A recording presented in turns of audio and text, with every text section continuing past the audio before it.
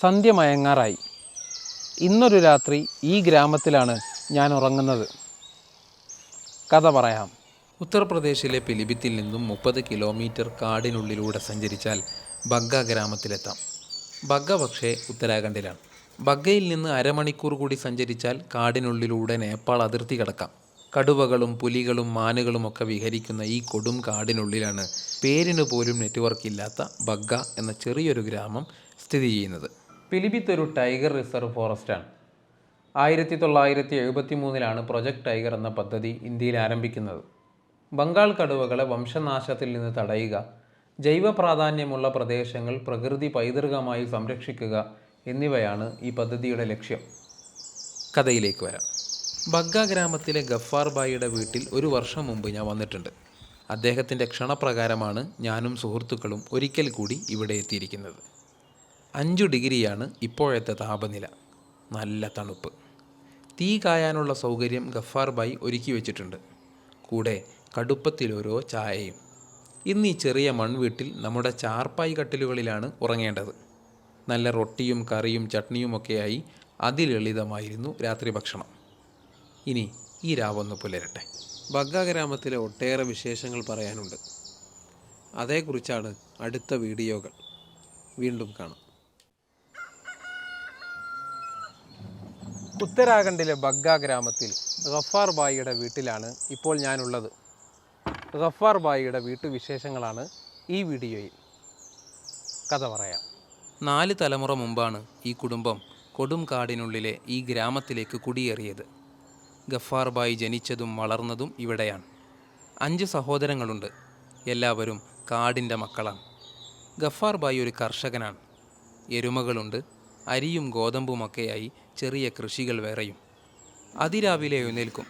പാലെല്ലാം കറന്നുവെക്കും. പാലു ശേഖരിക്കാൻ നഗരത്തിൽ നിന്ന് ആളെത്തണം. പുറം ലോകവുമായി അത്ര വലിയ ബന്ധമൊന്നുമില്ല. 1 വർഷം മുമ്പ് ഭാര്യ മരണപ്പെട്ടു. തൻ്റെ ഉമ്മയും 4 മക്കളും പിന്നെ എരുമകളും കൃഷിയുമൊക്കെയാണ് ഗഫാർ ബായിയുടെ ലോകം. പുല്ലുമേഞ്ഞ ചെറിയൊരു മൺവീടാണ്. കാട്ടിലെ മണ്ണുകൊണ്ടാണ് ഭിത്തികൾ. കാട്ടുമരങ്ങൾക്കുമേൽ പുല്ലുമേഞ്ഞാണ് മേൽക്കൂരയുടെ നിർമ്മാണം. ഒറ്റമുറിയുള്ള വീടുകളാണ് സാധാരണ ഇവിടെ പതിവുള്ളത്. ഇതാണ് ഇവരുടെ ബെഡ്റൂമും ഡൈനിങ് ഹാളും ലിവിങ് സ്പേസുമെല്ലാം. അടുക്കളയ്ക്ക് വേണ്ടി പുറത്ത് ചെറിയൊരു കൂരയുണ്ടാക്കിയിട്ടുണ്ട്. എൻ്റെ കൂടെ വരൂ. ജോലിക്കിടയിലെ ചെറിയ ഇടവേളകൾ ചെലവഴിക്കാൻ ചിലപ്പോഴൊക്കെ ഞാനും സുഹൃത്തുക്കളും ഡൽഹിയിൽ നിന്ന് ഇവിടേക്ക് വണ്ടി കയറും. 350 കിലോമീറ്റർ ദൂരമുണ്ട്. ഇന്ന് നമുക്കുള്ള ഉച്ചഭക്ഷണം തയ്യാറായിക്കൊണ്ടിരിക്കുകയാണ് ഇവിടെ. ഇതാണ് ഇവിടുത്തെ അടുക്കള. കൃഷിയിടത്തിലെ ജലസേചനത്തിനായി വീടിനോട് ചേർന്ന് ഒരു വെള്ളക്കെട്ട് സജ്ജീകരിച്ചിട്ടുണ്ട്. ഇവിടെ നിന്ന് ഞങ്ങളൊന്ന് മനസ്സു നിറയെ കുളിച്ചു. തൻ്റെ പേരമരത്തിൽ നിന്ന് ഓരോ പേരക്കകൾ ഞങ്ങൾക്ക് പറിച്ചു തന്നു. നല്ല ചൂടു ചായയും പുഴുങ്ങിയ കോഴിമുട്ടയും ചീസുമൊക്കെയായി ഇടയ്ക്കിടെ ചെറിയ ചായ സൽക്കാരങ്ങൾ. ആഹാ, ഇടയ്ക്കൊരു തവണ കാട്ടിലൂടെ ഒരു യാത്ര. അപ്പോൾ ഗഫാർ ബായി കൂടെയുണ്ടാകും. ഒറ്റയ്ക്ക് പോകരുതെന്ന് ഓർമ്മപ്പെടുത്തിയിട്ടുണ്ട്. നെറ്റ്വർക്ക് പോലും ഇല്ലാത്ത ഈ ഗ്രാമത്തിൽ മണ്ണിനോടും മനുഷ്യരോടും ചേർന്ന് 1-2 പകലുകൾ, അത്രമാത്രം. ബഗ്ഗ ഒരിക്കലും മടുക്കാത്തൊരു ഗ്രാമമാണ്. കാടും മണ്ണും മനുഷ്യരും ഇഴചേർന്നൊരു വസന്തമാണത്. ഒപ്പം ഗഫാർ ബായിയുടെ ഹൃദ്യമായ ആതിഥേയത്വവും. കഥകളിനിയുമുണ്ട്. ഇവിടെ ഇങ്ങനെ നിൽക്കുമ്പോൾ ഞാൻ ആലോചിക്കുന്നത് നമ്മുടെ രാജ്യത്തിൻ്റെ വൈവിധ്യത്തെക്കുറിച്ചാണ്. ആ വൈവിധ്യമാണ് നമ്മുടെ രാജ്യത്തിൻ്റെ മനോഹാരിതയും. വീണ്ടും കാണാം. ഉത്തരാഖണ്ഡിലെ ബഗ്ഗ ഗ്രാമത്തിലാണ് ഇന്നത്തെ എൻ്റെ അത്യാഡംബര പ്രാതൽ. കഥ പറയാം. വിഭവങ്ങൾ ഓരോന്നായി വന്നു തുടങ്ങി. നെയ്യ് പുരട്ടിയ നല്ല ഗോതമ്പ് റൊട്ടി, വീട്ടിൽ തന്നെയുണ്ടാക്കിയ ചീസ്, അമ്മിയിലരച്ച മുളകു ചമ്മന്തി, ഉരുളക്കിഴങ്ങ് കറി, പിന്നെ പഴവും പേരക്കയും ഓറഞ്ചും തണ്ണിമത്തനും. ഇത്രമാത്രമാണ് തീൻമേശയിലെ വിഭവങ്ങൾ. പിന്നെ അതെങ്ങനെ അത്യാഡംബരമാവും? അതൊക്കെ പറയാം. ഗഫാർ ബായി ഒരു സൽക്കാരപ്രിയൻ കൂടിയാണ്. നിങ്ങളിങ്ങനെ മനസ്സു നിറയെ കഴിക്കുന്നത് കാണണം. അതാണ് എൻ്റെ സന്തോഷമെന്ന് ഇടയ്ക്കിടെ പറയും. ആ സന്തോഷത്തിന് ഒട്ടും കുറവ് വരരുതെന്ന് മിഥിലായ് സാറിന് പ്രത്യേകം നിർബന്ധമുണ്ട്. എനിക്കേറ്റവും ഇഷ്ടപ്പെട്ടതേ ഈ ചട്നിയാണ്. എനിക്ക് ചീസാണ് ഏറ്റവും ഇഷ്ടപ്പെട്ടത്. കാരണം അതിൻ്റെ ഹോം മെയ്ഡിൻ്റെ എല്ലാ ടേസ്റ്റും ആ ചീസിനുണ്ട്. ഈ പ്രാതലിന് മറ്റൊരു പ്രത്യേകത കൂടിയുണ്ട്. ഒട്ടുമിക്ക വിഭവങ്ങളും സ്വന്തം കൃഷിയിടത്തിൽ നിന്നാണ്. സ്വന്തം എരുമകളിൽ നിന്നുള്ള പാലുൽപ്പന്നമാണ് ഈ ചീസ്. നല്ല ചൂട് റൊട്ടി ചെറിയൊരു തുണിക്കഷ്ണത്തിൽ പൊതിഞ്ഞാണ് കൊണ്ടുവച്ചിരിക്കുന്നത്. ഉത്തരേന്ത്യയിലെ വിവിധ ഗ്രാമങ്ങളിൽ ഈ രീതി ഞാൻ കണ്ടിട്ടുണ്ട്. ഇദ്ദേഹത്തെ പരിചയപ്പെടുത്താൻ മറന്നു. ഇതാണ് സുനിൽ. ഞങ്ങൾ ബഗ്ഗയിലെത്തിയാൽ സ്വീകരിക്കാൻ ഗഫാർ ബായിയോടൊപ്പം പലപ്പോഴും സുനിലും ഉണ്ടാകാറുണ്ട്. മനോഹരമായ ഈ ഗ്രാമീണതയും ശാന്തമായ ഈ അന്തരീക്ഷവും കൂടിച്ചേരുമ്പോഴാണ് ലളിതമായ ഈ പ്രാതൽ അത്യാഡംബരമാവുന്നത്. മിഥിലായ് സാർ, സംഗതി എങ്ങനെ ഉണ്ടായിരുന്നു? അൽഹംദുലില്ലാ, വയറും നിറഞ്ഞു, മനസ്സും നിറഞ്ഞു. വീണ്ടും കാണാം. ഉത്തരാഖണ്ഡിലെ ഒരു കൊടും കാട്, കാടിനുള്ളിൽ ഒരു കൊച്ചു ഗ്രാമം, ഗ്രാമത്തിലെ അതിമനോഹരമായ ഒരു വീട്. വരൂ, നമുക്കൊരു കഥ പറയാം. ഗഫാർ ബായിക്ക് 5 സഹോദരങ്ങളുണ്ടെന്ന് മുമ്പൊരു കഥയിൽ സൂചിപ്പിച്ചിരുന്നു. അതിലൊരാളാണ് അബ്ദുൽ ഹക്കീം ബായ്. ബഗ്ഗ ഗ്രാമത്തിൽ നിന്ന് കുറച്ചകലെ കൊടും വനത്തിനുള്ളിലാണ് അദ്ദേഹത്തിൻ്റെ വീട്. തീർത്തും ഒറ്റപ്പെട്ട ജീവിതം. ഇന്ന് രാവിലെ വീടിനോട് ചേർന്നിതാ കടുവകൾ വന്നുപോയതേയുള്ളൂ. നിങ്ങൾ ഇത്തിരി വൈകിയെന്ന് അബ്ദുൽ ഹക്കീം ബായ്. മരങ്ങൾ കൊണ്ട് തീർത്ത വേലികൾക്ക് നടുവിൽ പുല്ലുമേഞ്ഞ 3 ചെറുകൂരകൾ, കുത്തനെ ഉയർത്തി നിർത്തിയ മേൽക്കൂരയ്ക്ക് താഴെ 1-2 ചാർപ്പായി കട്ടിലുകൾ, മണ്ണിൽ തന്നെ തീർത്ത അടുപ്പും അലമാരിയും, മുറ്റത്തൊരു നാരങ്ങാ മരവും. ഇത്രയുമാണ് ഹക്കീം ബായിയുടെ വീട്. ചെളി തേച്ച് മിനുക്കിയെടുത്തതാണ് വീടിനകത്തെ നിലവും മനോഹരമായ ഈ മുറ്റവും. എന്നാൽ ഹക്കീം ബായിയുടെ മനസ്സിന് മാത്രം ഒട്ടും ചെളി പുരണ്ടിട്ടില്ല. ഇത് 3 വീടുകളല്ല. ഒന്ന് ബെഡ്റൂമാണ്, മറ്റൊന്ന് കിഡ്സ് റൂമാണ്, ഇത് അടുക്കളയാണ്.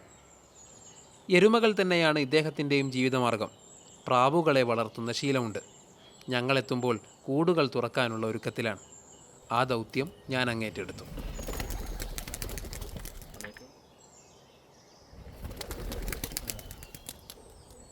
പകല് മുഴുവൻ ഈ പ്രാവുകൾ ബഹുവർണ്ണത്തിൽ അങ്ങനെ പറന്നു നടക്കും. അപ്പോൾ ഹക്കീം ബായിയുടെ ആകാശത്തിന് എന്തൊരഴകാണെന്നോ. ആഹാ! അതിനിടെ പാലു ശേഖരിക്കാൻ നഗരത്തിൽ നിന്ന് ആളെത്തി. അദ്ദേഹത്തെ യാത്രയാക്കി ഞങ്ങളൊന്ന് വനസന്ദർശനത്തിനിറങ്ങി. ഇതാ ഇവിടെ ഒരു ചെറു കൂടാരം. ഫോറസ്റ്റ് വാച്ചർമാരുടേതാണ്.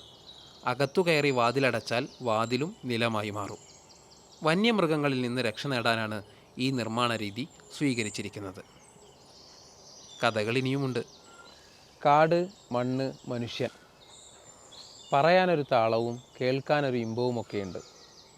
എന്നാൽ ആ യാഥാർത്ഥ്യത്തെ അനുഭവിച്ചവരാണിവർ. വീണ്ടും കാണാം.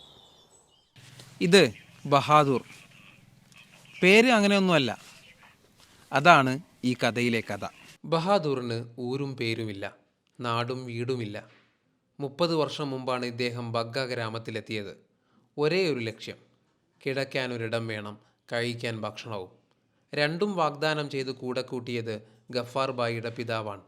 അദ്ദേഹമാണ് ബഹാദൂർ എന്ന പേരു നൽകിയത്. മാതാപിതാക്കളെക്കുറിച്ച് അറിയില്ല. എവിടെ ജനിച്ചുവെന്നോ എങ്ങനെ വളർന്നുവെന്നോ ഒരു ഓർമ്മയുമില്ല. ആപ്കാ ഘർ കഹാ ഹൈ? अरे घर का तो कोई पता नहीं है. പത്താ നഹീ.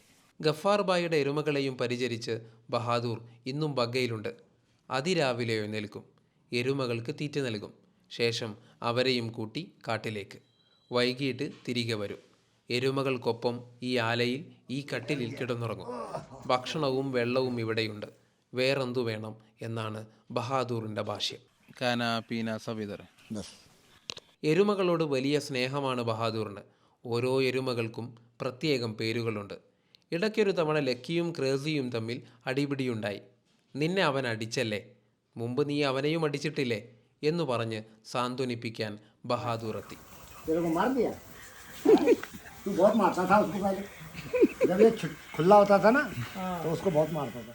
ബഗ്ഗ ഗ്രാമവും എരുമകളും ഗഫാർ ബായിയുമാണ് അദ്ദേഹത്തിൻ്റെ ലോകം. നാം അനുഭവിക്കാത്ത ജീവിതങ്ങളെല്ലാം നമുക്ക് വെറും കെട്ടുകഥകൾ മാത്രമാകുന്നു എന്ന് ആടുജീവിതത്തിൽ ശ്രീ ബെന്യാമിൻ പറയുന്നുണ്ട്. നമ്മളറിയാത്ത, നമുക്കൊന്ന് ഊഹിക്കാൻ പോലും സാധിക്കാത്ത എത്രയെത്ര ജീവിതങ്ങൾ ലോകത്തുണ്ട്.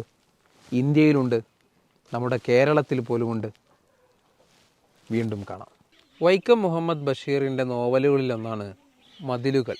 എന്നാൽ ഉത്തരാഖണ്ഡിലെ ബഗ്ഗ ഗ്രാമത്തിലെ മതിലുകളെക്കുറിച്ച് ഞാനൊരു കഥ പറയാം. കല്ലുകൾ കൊണ്ടുള്ള മതിലുകളല്ല, പകരം മരങ്ങൾ കൊണ്ടുള്ള വേലികളാണ് ബഗ്ഗ ഗ്രാമത്തിലെ വീടുകൾക്ക് സംരക്ഷണം ഒരുക്കുന്നത്.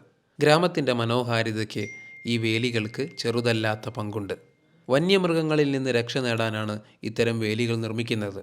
ഇങ്ങനെയാണ് ഗേറ്റുകളുടെ നിർമ്മാണം. മരത്തടികൾ ഇതേ രീതിയിൽ പ്രത്യേകം ഹോളുകളിൽ ചേർത്ത് വെക്കുന്നതാണ് ഇവയുടെ ലോക്കിംഗ് സിസ്റ്റം. ഈ വേലികൾ അത്രമേൽ സുരക്ഷിതമാണോ? കടുവകളും പുലികളുമൊക്കെ വിഹരിക്കുന്ന കൊടുംകാടിനുള്ളിൽ എങ്ങനെ സ്വസ്ഥമായി ജീവിക്കുന്നു? പേടിയില്ലേ? എൻ്റെ കമൻറ്റ് ബോക്സുകളിൽ ഉയർന്ന പല ചോദ്യങ്ങളും ഞാൻ അവരോട് നേരിട്ട് ചോദിച്ചവയാണ്. ചെറുപ്പം മുതൽ കണ്ടുശീലിച്ചതിനെ എന്തിനു പേടിക്കണമെന്നാണ് ഗഫാർ ഭായിയുടെ ഭാഷ്യം. ഞങ്ങൾ ഈ സാഹചര്യങ്ങളോട് പൊരുത്തപ്പെട്ടു. ഒരുപക്ഷെ ആനകളെ പേടിച്ചേക്കാം, കാരണം ഈ കാട്ടിൽ ആനകളില്ല. ബഗ്ഗ ഗ്രാമീണർ നിഷ്കളങ്കരാൻ, പരസ്പരം സ്നേഹവും ഐക്യവുമുള്ളവരാൻ. അവരുടെ ലോകത്ത് അവരെക്കാൾ സന്തോഷമുള്ളവർ മറ്റാരുമില്ല. ഹൃദയത്തിൽ നിന്നും ഹൃദയത്തിലേക്കൊരു ജാലകമുണ്ടെന്നവർ പറയുന്നു. ചുവരില്ലാത്തിടത്ത് എങ്ങനെയാണ് ജാലകമുണ്ടാകുന്നത്? ജലാലുദ്ദീൻ റൂമിയുടേതാണ് ഈ വാക്കുകൾ. അതിരുകൾ തിരിക്കാൻ മതിലുകളും വേലികളുമൊക്കെ കെട്ടുന്നത് സ്വാഭാവികം. മനുഷ്യ മനസ്സുകൾക്കിടയിൽ അതൊന്നുമില്ലാതിരിക്കുക എന്നതാണ് പ്രധാനം. വീണ്ടും കാണാം.